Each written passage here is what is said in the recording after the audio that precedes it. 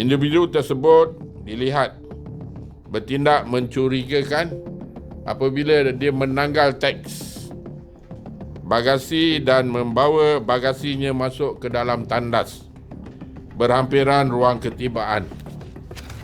Dipercayai bagi mengelakkan pemeriksaan pihak berkuasa serta memastikan dirinya tidak dapat dikesan sebagai pemilik bagasi tersebut. Hasil pemeriksaan ke atas bagasi berkenaan menemui 13,000 bungkusan teh Cina yang disyaki mengandungi dadah berbahaya jenis methamphetamine dengan anggaran berat sebanyak 13,200 gram dan nilai anggarannya ialah 660,000. Jadi untuk kes yang kedua, pada 9 Julai hari yang sama, penerbangan yang sama, pada 9 Julai 2026 kira-kira jam 9.20 malam, bertindak atas maklumat yang sama, sepasukan pegawai custom dari cawangan narkotik telah mematahkan satu lagi cubaan menyeludup masuk dadah berbahaya dengan menahan seorang lagi lelaki tempatan yang tiba menerusi penerbangan yang sama. Individu tersebut turut dilihat bertindak mencurigakan apabila menanggalkan teks bagasi dan memasukkan teks tersebut ke dalam seluar.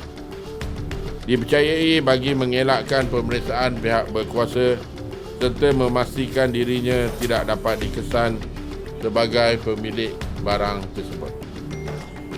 Hasil pemeriksaan ke atas bagasi berkenaan menemui 13 bungkusan teh Cina yang mengandungi dadah berbahaya jenis methamphetamine dengan anggaran berat 13,178 gram serta satu bungkusan warna merah yang mengandungi 83 pil Aramin 5. Nilai keseluruhan dadah berbahaya yang disita dianggarkan berjumlah RM660,560. Modus operandi bagi kedua-dua kes adalah dengan membawa masuk dadah berbahaya melalui penerbangan domestik dari Semenanjung Malaysia ke Sarawak. Suspek kemudiannya menanggalkan teks dan mengelakkan diri dari dikesan oleh pihak berkuasa tempatan. Sekilo biasanya lah, dari maklumat yang kami terima, upah dia 1,000 sekilo.